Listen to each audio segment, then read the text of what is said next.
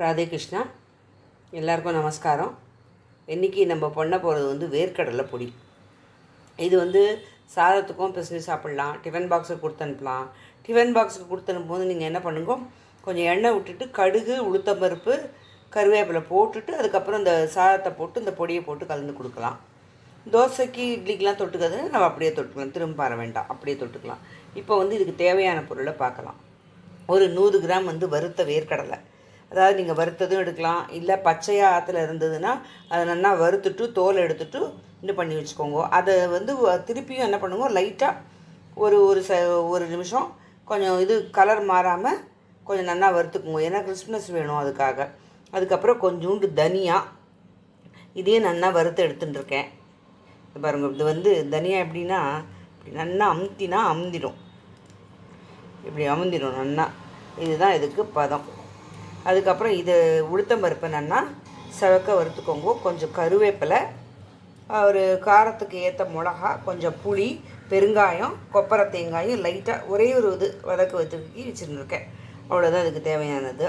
100 gram வேர்க்கடலை, ஒரு teaspoon உளுத்தம்பருப்பு, ஒரு அரை டீஸ்பூன் வந்து தனியா, கொஞ்சம் கருவேப்பிலை, கொஞ்சமாக புளி. இவ்வளோ இருந்தால் போதும், ரொம்ப வேண்டாம். ஏன்னா நம்ம எடுத்துருக்க அளவுக்கு இதுக்கு வந்து உங்களுக்கு எவ்வளோ வேணுமோ நீங்கள் அவ்வளோ மல்டிப்ளை பண்ணிக்கோங்க. நான் இப்போ காமிக்கிறது வந்து வெறும் 100 கிராம் அளவு தான் காமிக்கிறேன். இப்போ முதல்ல என்ன பண்ணணும், மிக்சியில் வந்து இது எல்லாத்தையும் ஓட்டின்னு வந்துடணும்.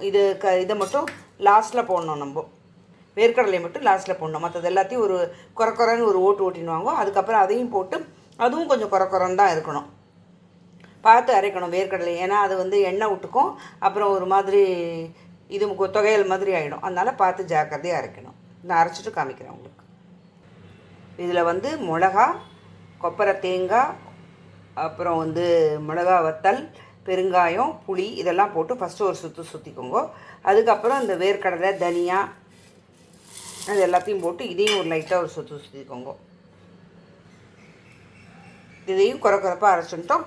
லாஸ்ட்டாக நம்ம வந்து வேர்க்கடலை போட போகிறோம். வேர்க்கடலை போட்டு இதே ஒரு 2 சுற்றின்னு வந்துடலாம், காமிக்கிறேன். அவ்வளோதான். இந்த மாதிரி தான் கொஞ்சம் குறப்பாக அரைச்சிக்கணும். உப்பு வேணும்னா பார்த்துன்னு போட்டுக்கோங்க. எல்லாமே கரெக்டாக வந்திருக்கு, நம்ம போட்ட அளவு எல்லாம் கரெக்டாக இருக்குது. இந்த மாதிரி இருக்கணும், லூஸாக இருக்கணும் உங்களுக்கு. அப்போ தான் வந்து ரொம்ப அரைக்கக்கூடாது. எல்லாமே சொன்னபடி கொஞ்சம் கொஞ்சமாக போட்டு சுற்றணும். சுற்றினா கரெக்டாக வரும். அவ்வளோதான். நம்ம போட்ட 100 கிராமுக்கு இவ்வளோ வந்திருக்கு. நீங்கள் எவ்வளோ வேணுமோ அவ்வளோ மல்டிபிள் பண்ணுங்க. இதில் வேணுங்கிறவா வந்து எள்ளும், வெள்ளை எள்ளும் வறுத்து போட்டுக்கலாம். எள்ளை நல்லா வறுத்துட்டு போட்டுக்கோங்க. அதுக்கப்புறம் லாஸ்ட்டில் வேணும்னா புளியும் வெல்லமும் வேணும்னா கொஞ்சம் போட்டுக்கலாம். அது அவ்வளவா விருப்பம்.